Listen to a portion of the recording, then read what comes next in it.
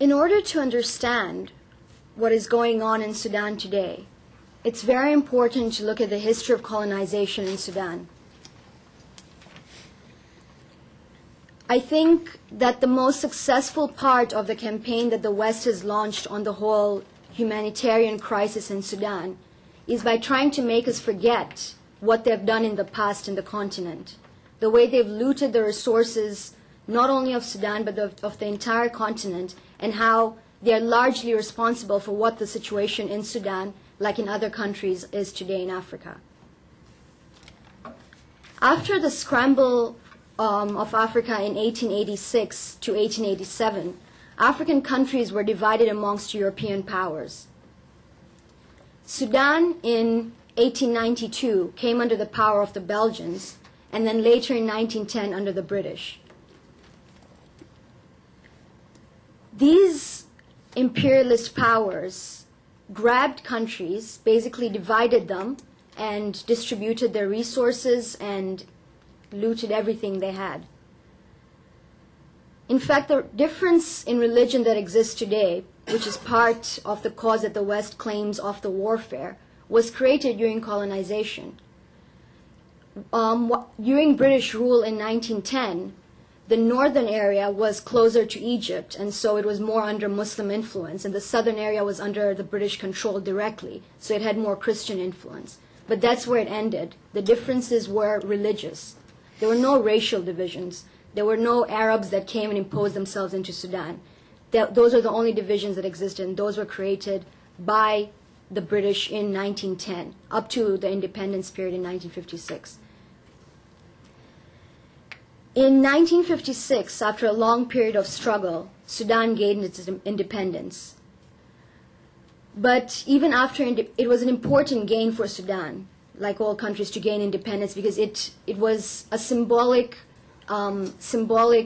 movement towards self-determination, towards sovereignty, and towards a people's right to struggle for their own form of government against imperialist rule. But because Sudan was looted and completely destroyed under colonialism, and through various strategic maneuverings, the West managed to implant its claws back into Sudan through the structural adjustment programs. The structural adjustment programs were concretized in Sudan in 1978. It's important to understand what SAPs, the structural adjustment programs, call for. They basically, the ostensible reason is that they're important because they help to redevelop the country, and they help to reestablish good governance and whatnot. But in fact, the structural adjustment programs require third world countries to cut social services, to bring about multi-parties, to privatize any national infrastructure, any national services, and liberalization, basically open up markets. Such conditions leave the countries which are already trying to develop, they leave them very, very vulnerable, and basically open up gates for the imperialist countries to go in. And so economically, the US and other Western powers were in Sudan. They had, to a certain extent, established themselves, but this was only economically. Numeri came into power in 1969. Numeri was the prime minister of Sudan. Although his politics were very, I wouldn't agree with them, but he did try to unite the North and South, the Southern government. He was a unionist. The structural adjustment programs brought Sudan back into the imperialist grip. So now, although imperialist powers weren't in Sudan directly, they were there through neo-colonial policies.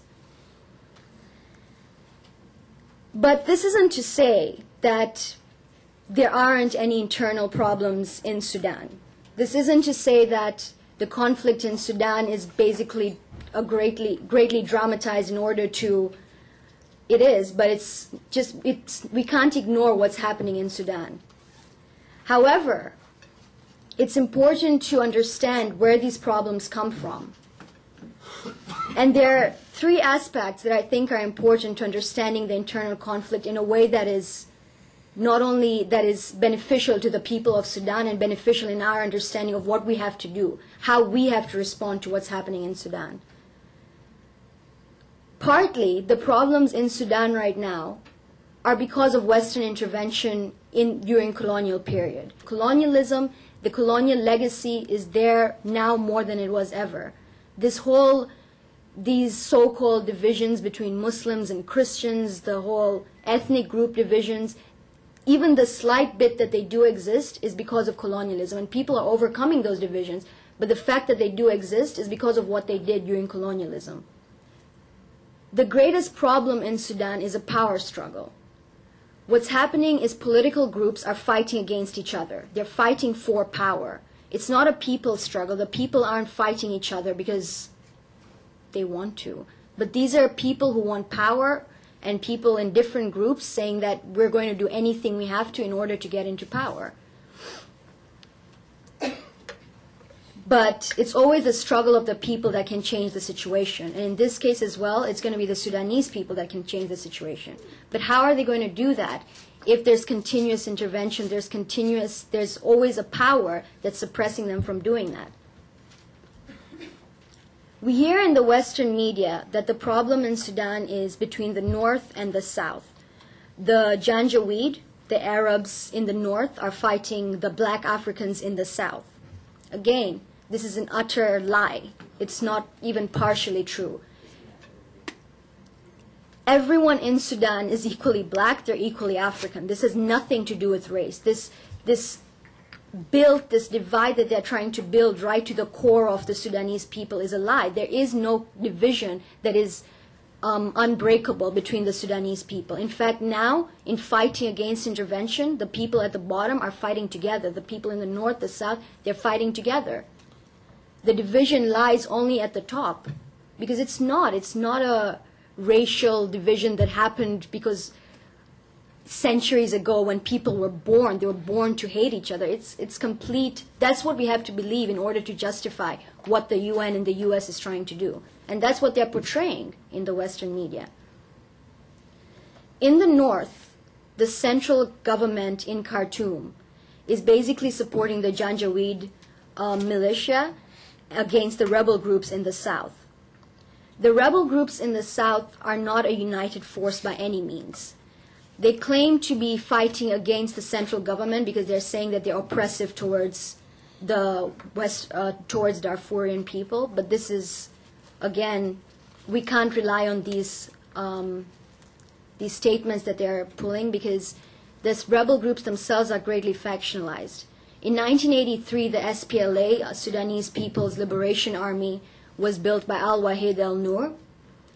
And later on, it split up, and a new leader arose, which led another faction of the party, and that was Minawi. So they're not representing by any means the voice of the people in Darfur.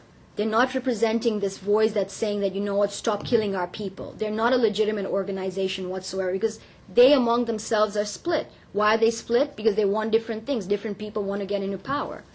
If the U.S. is going to consolidate their power and consolidate their road to success, they will support U.S. intervention. So we can't, a lot of people I get into discussions with seem to say that, well, you know what, the people there are supporting U.S. interventions, who are we to say no? These aren't the people's voices, relying on what Minawi says and what Al-Wahid al-Nur says, or the president from the central government. These aren't the voices of the people. These are the voices of the people in power, the ruling class.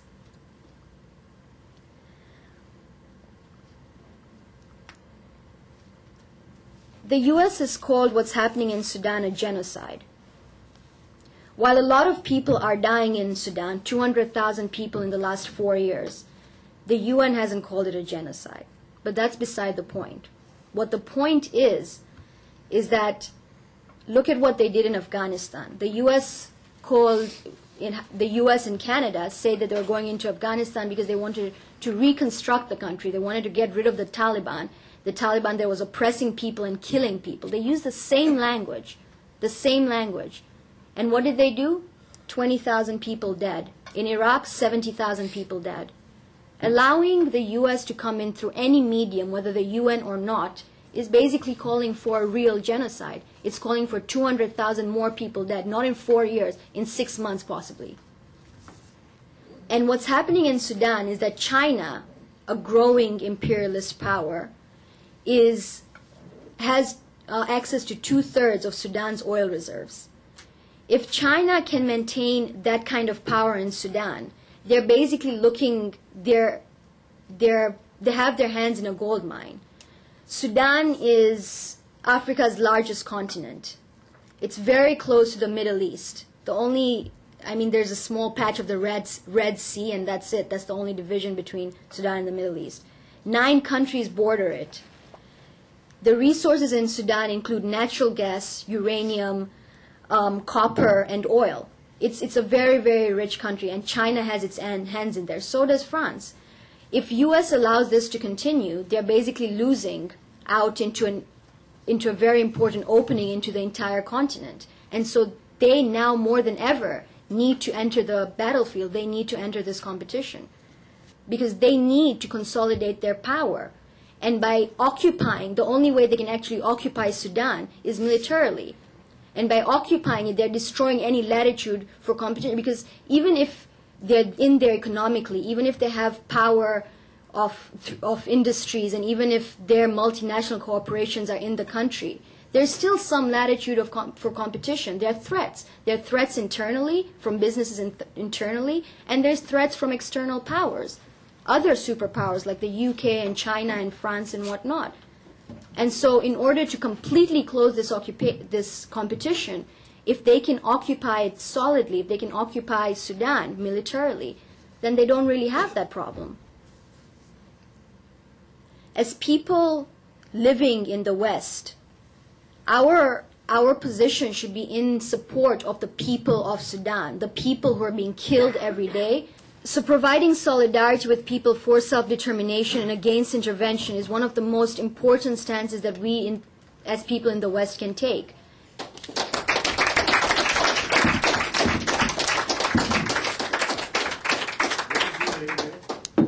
Thank you, Natasha.